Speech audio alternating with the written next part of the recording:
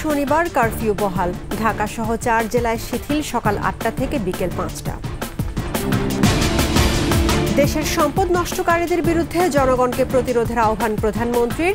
ক্ষতিগ্রস্ত metro station পরিদর্শন। যুবদল নেতার নির্দেশে রাজধানীর উত্তরা মিরপুরে চলে তাণ্ডব। ভাড়া করা হয় পথশিশু ও সন্ত্রাসীদের। স্বাভাবিক হচ্ছে পরিস্থিতি, দূরপাল্লার যাতায়াতে ফিরছে স্বস্তি। অফিস পাড়ায় কর্মচাঞ্চল্য।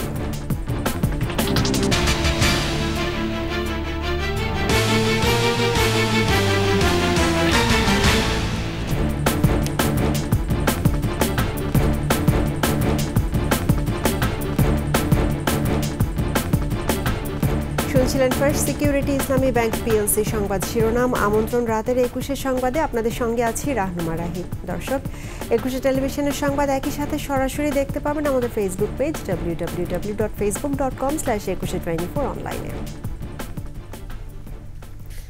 শুক্রবার ও শনিবার বহাল থাকবে কারফিউ। এই দুদিন ঢাকা মহানগর, গাজীপুর, নারায়ণগঞ্জ ও নরসিংদী জেলায় সকাল 8টা থেকে বিকেল 5টা পর্যন্ত কারফিউ শিথিল থাকবে বলে জানিয়েছেন স্বরাষ্ট্রমন্ত্রী আসাদুজ্জামান খান কামাল। রাতে ধানমন্ডির বাসায় আইন শৃঙ্খলা রক্ষাকারী বাহিনীর ঊর্ধ্বতন কর্মকর্তাদের সঙ্গে বৈঠক শেষে সাংবাদিকদের বলেন, অন্যান্য জেলায় সমন্বয় করে কারফিউ শিথিল করতে পারবে সংশ্লিষ্ট জেলা প্রশাসন। কারফিউ বিষয়ে পরবর্তী সিদ্ধান্ত শনিবার জানানোর কথাও জানান স্বরাষ্ট্রমন্ত্রী।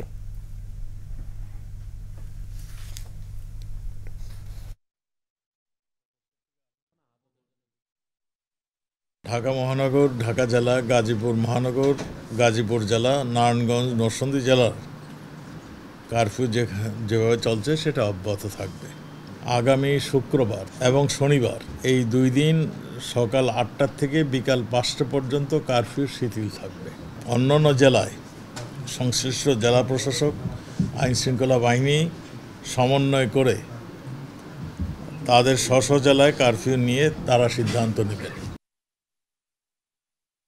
দেশের উন্নয়ন ও সম্পদ ধ্বংসকারীদের বিরুদ্ধে জনগণকে রুখে দাঁড়ানোর আহ্বান জানিয়েছেন প্রধানমন্ত্রী শেখ হাসিনা। চাকরিতে কোটার সব দাবি মেনে নেয়ার পরও কেন তাদের আন্দোলন প্রত্যাহার করা হলো না, এমন প্রশ্ন তোলেন সরকার প্রধান। বলেন, উন্নয়ন এবং জনগণের সুবিধায় মেট্রো রেল সহ আধুনিক সব স্থাপনা যারা নষ্ট করেছে তাদের বিচার দেশবাসীকে করতে হবে। রিপোর্টে বাকিটা জানাচ্ছেন প্রণব চক্রবর্তী। কোটা সংস্কার আন্দোলনকে সামনে রেখে একটি পক্ষ তাণ্ডব চালিয়েছে দেশ জুড়ে। সন্ত্রাসী কর্মকাণ্ডে সরকারি বিভিন্ন স্থাপনায় আগুন দেয়া সহ করা হয়েছে ভাঙচুর, লুটপাট, যার মধ্যে অন্যতম স্বপ্নের মেট্রো রেল। 33,000 কোটি টাকা ব্যয়ে নির্মিত মেট্রো রেলের এই ক্ষতচিহ্ন বহন করছে ভয়াবহতার চিত্র। মেট্রো রেলের ক্ষয়ক্ষতি এবং অবস্থা দেখতে মিরপুর 10 মেট্রো স্টেশন পরিদর্শনে আসেন প্রধানমন্ত্রী শেখ হাসিনা। ঘুরে ঘুরে দেখেন গত বছর যতটা উচ্ছ্বাস আর আনন্দে উদ্বোধন করেছিলেন জনগণের বাহন, আজ তার একই হাল। হতাশা আর বিষণ্ণতায় দেখেছেন মেট্রো স্টেশনটি।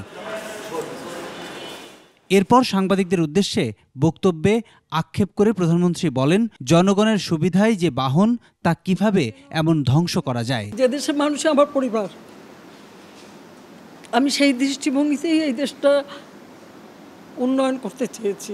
যেগুলি মানুষের সেবা দেয়, মানুষের জীবনযাত্রা সহজ করে, মানুষের জীবনকে উন্নত করে, ঠিক সেইগুলি ভেঙে সম্পূর্ণ নষ্ট করে দেওয়ার কি মানসিকতা। উন্নত বিশ্বের সাথে পাল্লা দিয়ে আধুনিক এই বাহন কবে ঠিক হবে তা নিয়ে সংশয় জানান সরকার প্রধান। আমাদের মেট্রো রেল আমরা যেভাবে তৈরি করেছি, আমাদের মেট্রো রেল স্টেশনগুলি, সার্ভিস সব কিছু ছিল আন্তর্জাতিক মান সম্পন্ন। এই স্টেশন যেভাবে ধ্বংস হয়েছে, এটা সম্পূর্ণ ডিজিটাল সিস্টেম, ইলেকট্রনিক সিস্টেম, সম্পূর্ণ মডার্ন। এটা তো কতদিনের ঠিক হবে আমি জানি না। কোটার সব দাবি মেনে নেয়ার পরও আন্দোলন প্রত্যাহার না হওয়ায় দুঃখ প্রকাশ করে ধ্বংসকারীদের বিরুদ্ধে রুখে দাঁড়ানোর আহ্বান জানান প্রধানমন্ত্রী। আচ্ছা, কোটার সংস্কার হবে, আপিল করলাম, উচ্চ আদালত সিদ্ধান্ত দেবে, সেই জন্য পর্যন্ত তো ধৈর্য ধরতে হবে। যে কোনো নাগরিককে তো আইন আদালত মেনে চলতে হবে। মানে এই ধ্বংসযজ্ঞটাকে সুযোগ সৃষ্টি করে দেওয়া, যে এই কষ্ট আমি লাঘব করতে চেয়েছি, এই কষ্ট আবার যারা সৃষ্টি করলো তাদের বিরুদ্ধে আপনাদেরই রুখে দাঁড়াতে হবে, দেশবাসীকেই রুখে দাঁড়াতে হবে, এর বিচার তাদের করতে হবে। সব মোকাবেলা করে দেশের মানুষের জন্য নিরলস কাজ করে যাওয়ার দৃঢ় প্রত্যয় জানান প্রধানমন্ত্রী শেখ হাসিনা। প্রতিদিন হাজার হাজার মানুষের পদচারণায় মুখর থাকত যে মেট্রো রেল স্টেশন, সেটি এখন পরিপূর্ণ ধ্বংসাবশেষ। দেখলে মনে হবে যুদ্ধ বিধ্বস্ত কোনো এলাকা। এটি পরিদর্শনে এসে প্রধানমন্ত্রী আক্ষেপ করলেন, দুঃখ প্রকাশ করলেন। জনগণের এই সুবিধা আবার কবে তাদের কাছে পৌঁছে দেওয়া যাবে সেটি এখন অপেক্ষার বিষয়। Pranab Chakraborty, 21 television, metro rail station, Mirpur 10, Dhaka. এদিকে বিএনপি জামায়াতই দেশের অর্জনগুলোকে ধ্বংস করার পায়তারা করছে। কোটা আন্দোলনকে পুঁজি করে চালানো ধ্বংসযজ্ঞ ও বিশৃঙ্খলার দায় তাদেরই বলে মন্তব্য করেছেন আওয়ামী লীগ সাধারণ সম্পাদক ওবায়দুল কাদের। রাজধানীর তেজগাঁয়ে ঢাকা জেলা আওয়ামী লীগের কার্যালয়ে ঢাকা মহানগর ও ঢাকা জেলার 4টি নির্বাচনী এলাকার নেতাদের নিয়ে বৈঠক করেন ওবায়দুল কাদের। আন্দোলনের আড়ালে বিএনপি জামায়াতের সশস্ত্র ক্যাডাররাই মাঠে ছিল উল্লেখ করে তিনি বলেন, কঠিন পরিস্থিতির মধ্যে দিন পার করছে নিম্ন আয়ের মানুষেরা। নেতাকর্মীদের যার যার জায়গা থেকে সাহায্যের হাত বাড়িয়ে দেওয়ার আহ্বান জানান ওবায়দুল কাদের।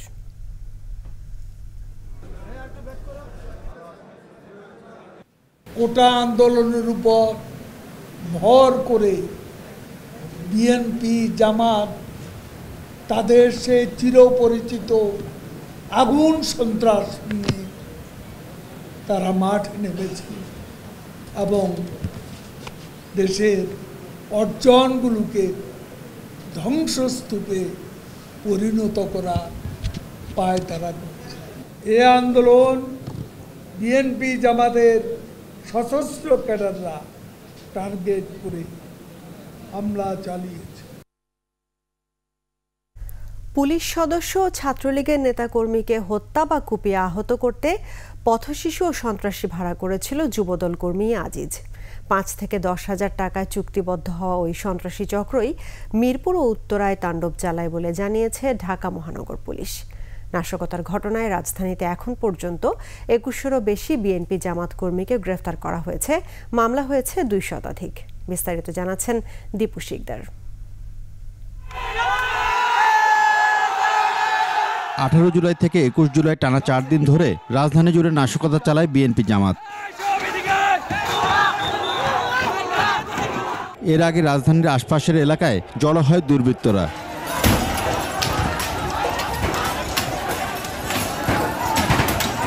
টাকার বিনিময়ে পথশিশু ও সন্ত্রাসীদের ভাড়া করা হয়। তাণ্ডব চলে রাজধানীর সর্বত্র। আর এই তাণ্ডব পরিচালনার দায়িত্বে যারা ছিল তাদেরই একজন যুবদল কর্মী আজিজ। সে গোয়েন্দা জিজ্ঞাসাবাদে জানিয়েছে, রাজধানীতে দুর্বৃত্তদের নিয়ে আসার নির্দেশনা দেয় বগুড়ার যুবদল নেতা নূরে আলম। আন্দোলনের মধ্যে টোকায় ঢুকে দিয়ে নূরে আলম সিদ্দিকী পেটনকে বলছে পুলিশে কোবাইলে 10,000 আর আওয়ামী লীগের কোবাইলে 5,000 টাকা, ছাত্রলীগে কোবাইলে 5,000 টাকা দিয়ে দেবে। যুবদল নেতা আজিজের মতো ছাত্র শিবিরের কর্মীরাও সামাজিক যোগাযোগ মাধ্যম ব্যবহার করে ঢাকায় দুর্বৃত্তদের জড়ো করে।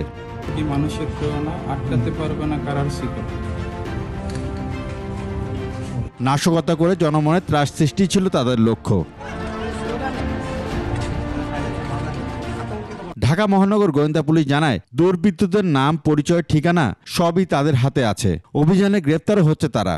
বিএনপি জামাতের নেতা কর্মীরা টাকার বিনিময়ে টুকাই এবং ছিন্নমূল দিয়ে ঢাকা উত্তরা আবদুল্লাহ পৌরসদের বিভিন্ন স্থানে ভাঙচুর, অগ্নিসংযোগ, নারীকে হত্যা করায় এবং যারা পুলিশকে রাস্তার মধ্যে জ্বলিয়ে হত্যা করেছে তাদের প্রত্যেকেরই নাম্বার আমরা পেয়েছি। ঢাকা মহানগর পুলিশও এই বিষয়ে নানা তথ্য জানায়। 200টি মামলা ইতিমধ্যে রেকর্ড করা হয়েছে এবং আরও কয়েকটি মামলা রেকর্ড করার বিষয়টি প্রক্রিয়াধীন রয়েছে। পাশাপাশি এই 200টি মামলায় এখন পর্যন্ত 2100-র উপরে সন্ত্রাসীদেরকে গ্রেপ্তার করা হয়েছে, যারা প্রকৃতপক্ষেই বিটিভি ভবনে হামলায় জড়িত ছিল, যারা প্রকৃতপক্ষেই সেতু ভবনে হামলায় জড়িত ছিল, যারা এলিভেটেড এক্সপ্রেসওয়ে, মেট্রো রেল যারা ধ্বংস করার কাজে নিয়োজিত, তারা এই 2100 জনের মধ্যে তারা প্রত্যেকেই কোনো না কোনোভাবে তারা কন্ট্রিবিউট করেছে। দুর্বৃত্তদের শনাক্ত ও গ্রেফতার করতে অব্যাহত আছে র্যাবের অভিযানও। দীপু শিকদার, 21 টেলিভিশন, ঢাকা। বাংলাদেশ জাতীয় পার্টি বিজেপি চেয়ারম্যান সাবেক সংসদ সদস্য ব্যারিস্টার আন্দালিব রহমান পার্থের 5 দিনের রিমান্ড মঞ্জুর করেছেন আদালত।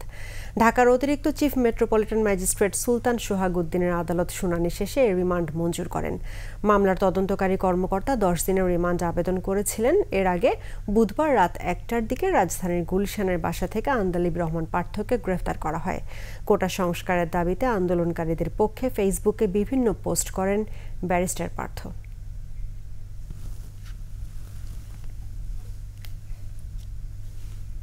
কারফিউ শিথিলে দূরপাল্লা যাতায়াতে ফিরছে স্বস্তি, অনেকটা হাফ ছেড়ে বেঁচেছেন যাত্রীরা।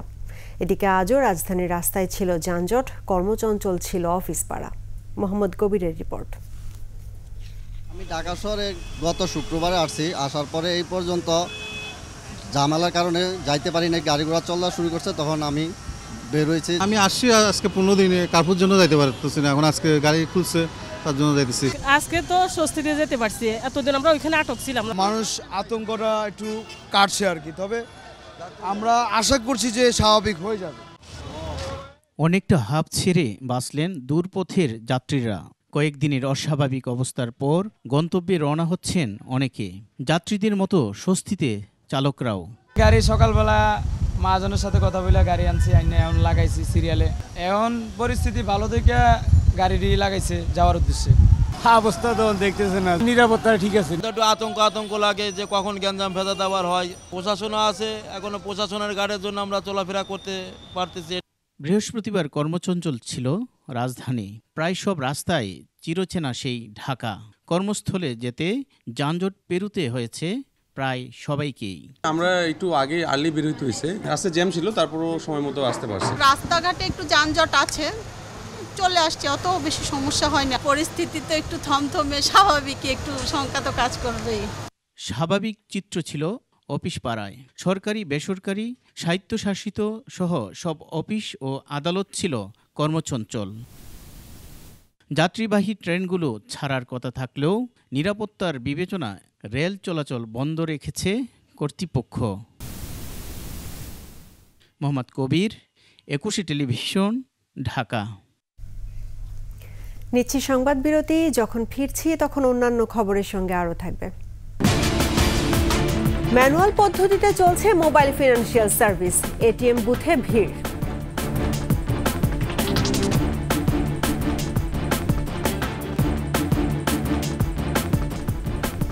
আবারও আমন্ত্রণ রাতের 21 সংবাদে।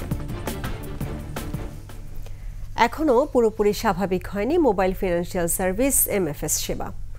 মোবাইল ইন্টারনেট চালু না হয় নির্ভর করতে হচ্ছে ম্যানুয়াল পদ্ধতির ওপর। তবে খুব ভালো সেবা দিচ্ছে এটিএম বুথগুলো। মেহেদি হাসানের রিপোর্ট। বিকাশ, রকেট, নগদ, উপায়ের মতো মোবাইল ফোনে আর্থিক সেবা বা এমএফএসে 2024 সালের জানুয়ারিতে লেনদেন হয়েছে 1,29,000 কোটি টাকা। প্রতিদিন গড়ে লেনদেন হয়েছে প্রায় 4,500 কোটি টাকা। টাকা পাঠানো থেকে শুরু করে বিভিন্ন পরিষেবার বিল পরিশোধ, এমনকি মোবাইল ফোন রিচার্জের কাজও এখন মানুষ সারছেন এমএফএস এর মাধ্যমে। আর এজন্য এমএফএস এর ইন্টারনেট নির্ভর অ্যাপসগুলোর উপরই বেশি নির্ভর করেন সাধারণ মানুষ। কিন্তু গেল কয়েকদিনের সহিংসতায় ইন্টারনেট সেবা বন্ধ হয়ে যাওয়ায় এ সেবা নির্ভর সাধারণ মানুষ পড়েছেন বিপাকে। মঙ্গলবার রাত থেকে ব্রডব্যান্ড ইন্টারনেট সেবা চালু হয়েছে। তবে এমএফএস ব্যবসার সাথে সংশ্লিষ্টরা বলছেন মোবাইল ইন্টারনেটের মতো সেবা এখনও তারা দিতে পারছেন না। এখনও ম্যানুয়াল পদ্ধতির উপরই বেশি নির্ভর করতে হচ্ছে তাদের। অ্যাপসে করা যায়, ইয়ে দিয়ে ওয়াইফাই দিয়ে, আপনার ওয়াইফাইয়ের কাজ কানেক্টেড হয়, ইন্টারনেট দিয়ে হয় না, কিন্তু খালি ঘুরে, পুরোপুরি এখনও কাজ হয় নাই। এখন আমাদের এর সমস্যা হইতেছে ম্যানুয়াল দিয়ে মারা লাগে। আগে তো এরকম নেট থাকতো, অ্যাপস ইউজ করতাম, এখন তার নেট না, এখন আগের মতন ম্যানুয়ালি দেই, আর লেনদেন আগের চেয়ে একটু কম। এতদিন যারা লেনদেন করতে পারেননি তারা অনেকেই এসেছেন এমএফএস এর টাকা পাঠাতে বা উত্তোলন করতে। বলছেন মোবাইল ইন্টারনেট চালু হলে এগুলোর ব্যবহার আগের মতো করতে পারবেন তারা। বিকাশ করে দিতেছে, কিন্তু 2 দিন হলো বন্ধ ছিল, আজকে গত 3-4 দিন বন্ধ ছিল, অনেক প্রবলেমে পড়ছিলাম। এখন তো ভাই ব্রডব্যান্ড থ্রো যেগুলো ওয়াইফাই কানেক্টেড আর কি, ব্রডব্যান্ড ইন্টারনেট, সেগুলোতে অ্যাপস অন হচ্ছে আর কি। এটা আমিও কনফার্মেশন করে নিয়েছি যে অ্যাপস থ্রু আমি পাঠাতে পারবো কিনা, বাট ব্যান্ডউইথ খুবই স্লো আর কি। তো আমার ভাইরা সে বিদেশ থাকে, সে দেশে টাকা পাঠাইবো, সে পারে না আর কি বিকাশ বন্ধ থাকার কারণে। তো এখন রিসেন্টলি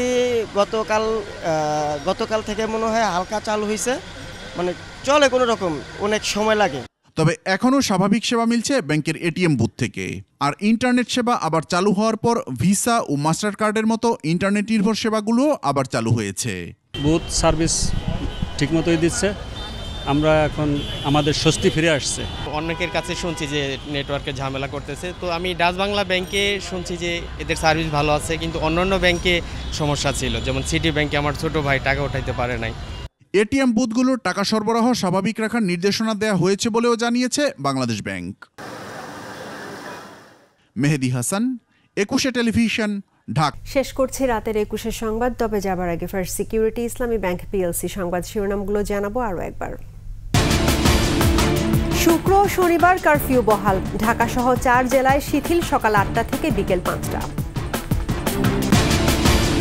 দেশের সম্পদ নষ্টকারীদের বিরুদ্ধে জনগণকে প্রতিরোধের আহ্বান প্রধানমন্ত্রীর, ক্ষতিগ্রস্ত মেট্রো স্টেশন পরিদর্শন। যুবদল নেতার নির্দেশে রাজধানীর উত্তরা মিরপুরে চলে তাণ্ডব, ভাড়া করা হয় পথশিশু ও সন্ত্রাসীদের। স্বাভাবিক হচ্ছে পরিস্থিতি, দূরপাল্লার যাতায়াতে ফিরছে স্বস্তি, অফিস পাড়ায় কর্মচাঞ্চল্য।